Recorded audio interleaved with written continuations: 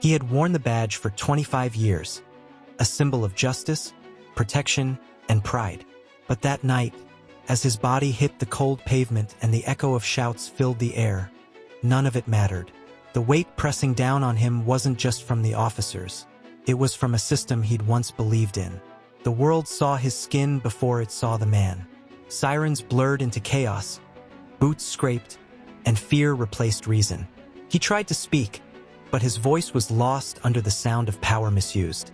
And when the truth finally surfaced, when they realized who he was, silence fell heavier than the rain. Because by then, something far greater had already been broken. Brookdale was the kind of town where the same families had lived for generations, where everyone waved and smiled, at least on the surface. Chief Anthony Miles had spent his entire career building trust here. He wasn't just a police chief. He was the face of the department's reform, the man who believed the badge should protect everyone equally. That evening, he stayed late at the station finishing reports on new community training programs designed to reduce bias in policing. When he finally clocked out, exhaustion pulled at his eyes.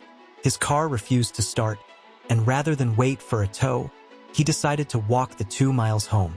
A simple decision, one he had no reason to fear. The night was calm. Streetlights flickered. Somewhere, a radio hummed faintly through an open window. Anthony adjusted his hoodie and kept walking, thinking about his wife waiting up with coffee and the way she always left the porch light on for him. He didn't notice the patrol car trailing slowly behind.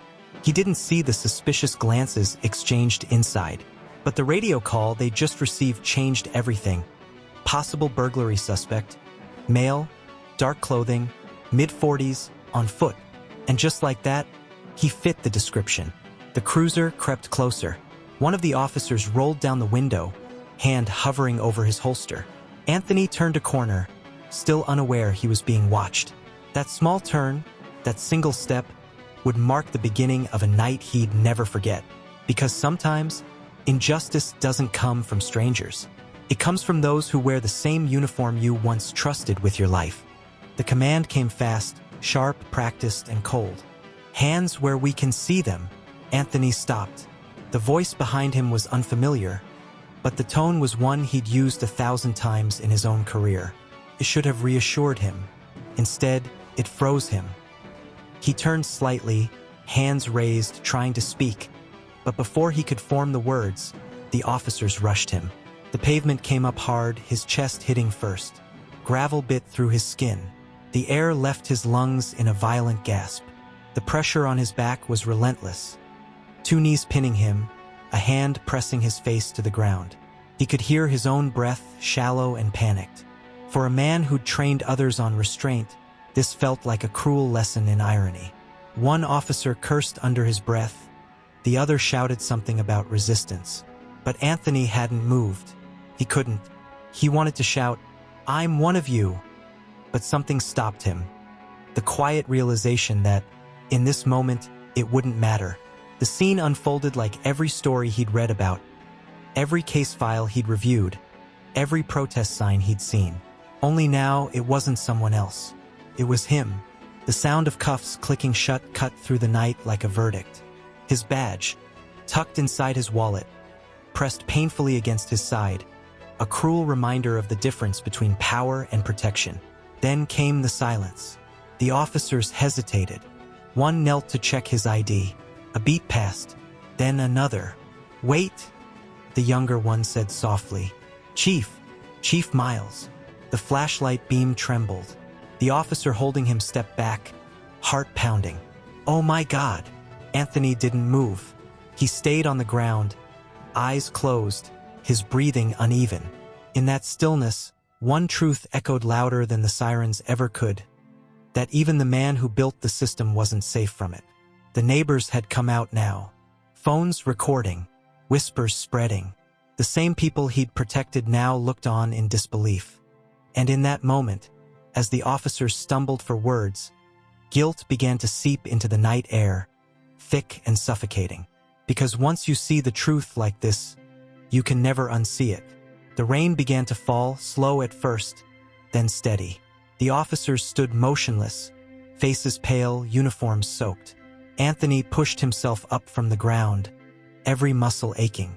The cuff marks on his wrists burned, not from pain, but from realization. The senior officer stepped forward, stammering apologies that fell apart before they left his lips. Anthony raised a hand, not in anger, but to silence him. He looked each of them in the eye. What he saw wasn't defiance anymore. It was fear, shame. "I trained you," he finally said, voice low but steady. "And tonight, you taught me something too." They didn't understand yet, but they would. Headlights flashed as backup arrived. More officers stepped out, confusion spreading as whispers reached them. The chief, their chief, had been mistaken for a suspect. Slammed to the ground by his own team, he turned and walked away. Each step felt heavier than the last, every heartbeat a reminder of how fragile respect could be when skin color rewrote the rules. Behind him, the younger officer lowered his head, hands trembling. The badge on his chest suddenly felt like a burden instead of an honor. Anthony didn't look back. He didn't need to. The message had already been written in their silence. Chief Anthony Miles didn't return to work the next morning. The department buzzed with rumors. Guilt, disbelief, denial. Some called it a misunderstanding. Others called it proof. For Anthony, it was something deeper, a wound carved not into his body, but into his belief in what justice meant. Weeks later, he returned, not in uniform, but in a plain suit. The officers gathered, quiet and uneasy. He spoke without notes, without anger, just truth.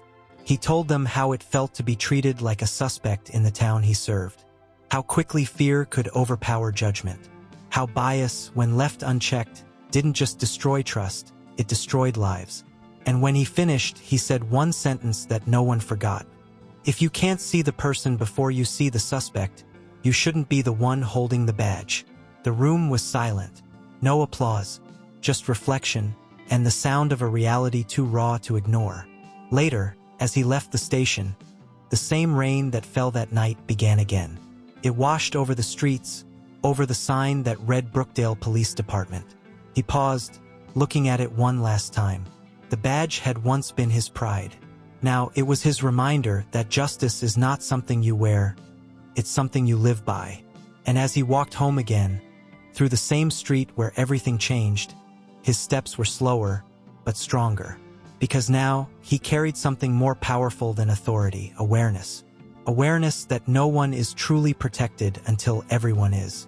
Awareness that the system he'd built still needed to learn what humanity really means. And for those who watched his story unfold, one question remained, echoing long after the screen faded to black.